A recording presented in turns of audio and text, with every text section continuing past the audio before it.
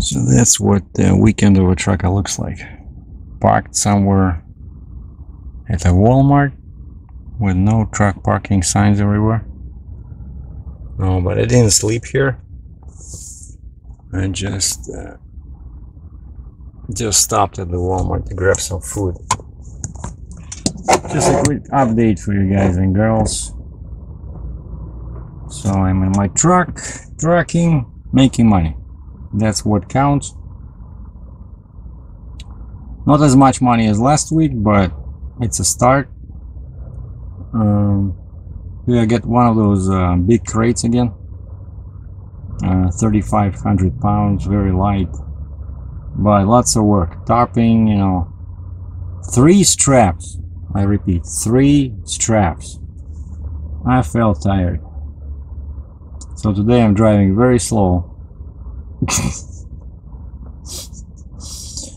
No, but once again, the problem is I did this one before, and if somebody remembers, the problem with this route is I got a bunch of permits, right? Because it's about 9 feet 6 inches wide, and I gotta follow the permits, the routing and the permits, and I'm going through Virginia. And today's Saturday, and Virginia, I got loaded yesterday. In Virginia, there's no driving on Sunday. So today I can only get, like, if I wanted to go crazy, I could only get to the bottom of, well, actually I can go anywhere because today's still Saturday, but it's too far. I'm not gonna pass Virginia today. You know, I was delayed yesterday. If I wasn't delayed, then yeah, I could have done it. Like, as long as I'm out of Virginia before Sunday, I'm good. But since now I'm kind of like screwed, you know, so I cannot do that. So I'll just stop somewhere in Pennsylvania and then do another 5 hours tomorrow. Sunday I'll still be north of Virginia line, and then cross into Virginia Monday and deliver probably Monday late afternoon, just like last time.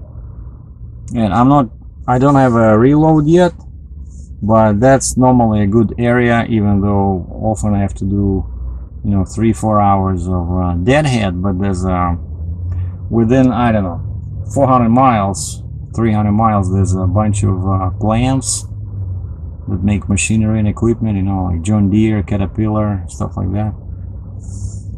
Well, there's a Baltimore port, but that's a bit far. But, you know, still, like, you know, we Canadians, we gotta do that because you might know by now I cannot move loads inside US. So after I deliver this one, I have to go empty to my next pickup, which has to go back to Canada.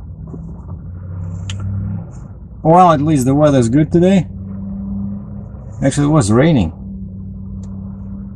Yeah, it was raining before the border on the Canadian side. Like, the rain was quite bad. I stopped in Fort Erie to get some fuel and went to Denny's. Yeah, so I lasted 3 days on my diet. I had this little thing in here I was checking off, you know, day 1, day 2, and then day 3, and I'm like, I'm not so sure about that. And then I felt hungry all of a sudden, so I went to Denny's. I got an omelet with, well, omelet is fine, but I got toast. And she says, red skinned potatoes? I said, sure. So I got red skinned potatoes, I got toast, and I got something else was bad in there. No, that's it. Just, I said, at least give me a vegetarian omelet, you know, with veggies and a few slices of avocado. I like avocado. But the bad part was potatoes and the toast. I don't know. Hard to stay on these diets, you know. But at least now I went into Walmart and I got a big, you know, that salad, what is called, like a spring mix, you know. And then I was looking for some berries. For some reason, this Walmart, something is going on here. No berries whatsoever, you know, no raspberries, no strawberries. So I just bought another avocado, an apple, and I bought some nuts. So I'm gonna mix like a, you know, nice salad. So with greens, avocado, nuts, and apple. So it's gonna be great. And so the plans for today, I just do another couple of hours of driving. Yeah, by the way, this is I'm just south of Erie, Pennsylvania. On I was on I-90, right, crossed through Buffalo, went on I-90, and went on 79. And Friday was a paycheck, and so I bought 2 gifts. You know, since my family includes 2, one gift was for the Mr. Ford Mustang, and one was for Mr. Sergei DRATCHEV. So the gift for Ford Mustang was a Hypertech tuner that adds about 14 horsepower and I believe 15 pounds of torque. And I'm always using you know, pure gas. So in Canada it's 91, so there's no ethanol, you know. I don't like that one. So just a bit more expensive, but no ethanol, and on that 91 gas it gives you this extra power. It's not too much money. I don't like those custom tunes, because then you have to chase the guy to do a change if you know, switch your wheels or something. So I just buy, you know, what they call them, canned tunes. But I had this one before, it worked okay. And that'll be, you know, also another topic for a video, right, for automotive enthusiasts who in general, actually, Ford Mustang guys, they don't like these Hypertech, right, because they're all canned tunes. Oh jeez, it's like violating the rules of you know, biblical society. But I don't care. I know it works. It gives you more power, better throttle response, and also might make the car a bit louder. And I wanted to get that X pipe, you know, the resonator delete. Flowmaster has a resonator delete kit, and I talked to them. I said, guys, on a scale from 0 to 10, the factory exhaust was 1, and now what I have to me seems like 5. You know, in terms of loudness, like what I hear inside the car. I said, if I do this, if I buy your resonator delete kit with an X pipe, so they cut off the resonator, they put in this X pipe, right? So that means no more quiet rides, because that's what the guy said. He says, if you put that one in, he says, on your scale, I think it'll be an 8.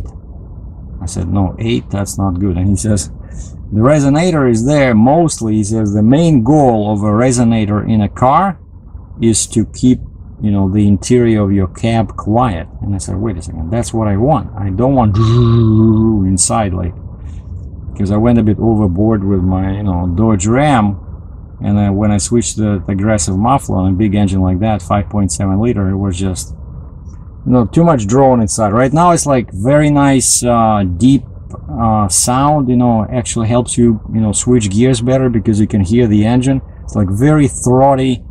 I like that. Not high note, but really kind of like powerful sound, you know, like what you hear from a big engine, even though it's only a V6. So I don't want to change that, and so instead I got a programmer for the Mustang. And for myself, I got I was without a camera for a while, right? So I sold that Nikon D7200, and now Nikon came out with a new model, which is 7500, and it's only a few $100 more than 7200. So I just added money to what I got from the previous camera, and I got this one, and this one shoots like 4K, you know, better sensor, better processor, all this good stuff. So I'm mentioning this only because that's the plan for today. I found that the place where I'm gonna park for the night, there's a park, like a nature reserve, whatever, like a wildlife place, you know, where you can go and try to find some wildlife. And so that's the plan. Just park and get a permission to drop the trailer and just go and look for some wildlife with my new Nikon. Well, and then tomorrow I'll continue trucking, deliver Monday, and we go from there. So that was a quick update from I forget what the name of this place is, but it's exit 166. There's a Walmart here on 79, but they're very, I know They don't like people park here. Sometimes you see trucks, but then there's security and they start bugging you at night, you know. And there's clearly signs everywhere: no truck parking, no truck parking. And guys just still park here. So I only stop here just to buy something at Walmart, you know, because I'm a customer, right? So it's just that I have a big vehicle. Where am I supposed to park it? I'm not gonna sleep here, but I want to go inside, and I'm like 3 miles away from the store, you know, like, well, 5 minutes away, right? So I park as far as I could to keep the car four-wheelers happy, right? And that's the problem with this place. Sometimes you get in here, it's like a parking spot next to this liquor store here, and it can be tough to get out. Like, I got lucky this time. There was no cars over there, so I was able to do like a U-turn, and then I backed. So I'm like backed into a corner of this little parking lot. So now I can just go straight out. And let me show you. See, like this guy, he just went in there and turned around, and now he's backing. So I did the same thing, and you can see I'm backed right in the corner, you know. But you see, I'm facing this way, so I can leave right away. And right away, there was nobody here. Then this guy with the boat came in, but he's not in the way. Well, that's the problem, you know. Sometimes with a big truck, very hard to find parking. And then if you can find parking, it's, you know, people block you, and so you always have to be a bit aggressive and park so that, I guess sometimes people wonder, like, why did he park like that? Well, because if I didn't, there'd be like 5 cars in front of me, because they don't understand that I need room to get out. This guy backing, there's a truck behind him. I hope you can see him. Oh yeah, he saw him. He stopped, like another guy parked like this, and this guy is backing at a 90-degree angle, but he was just trying to find a place. You didn't hit him. Anyway, thanks for watching. Have a good weekend, boys and girls.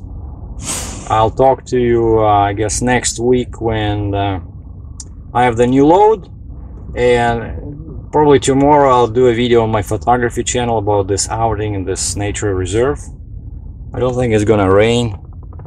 Yeah, there's actually nice clouds. This is great for, you know, photography. It's a bit boring when there's blue sky, but this one is nice. So I hope I can catch some, you know, some ospreys or eagles or herons or egrets, something like that, you know, because that's a big park and there's a water there. So take care. Stay tuned for more. Thank you.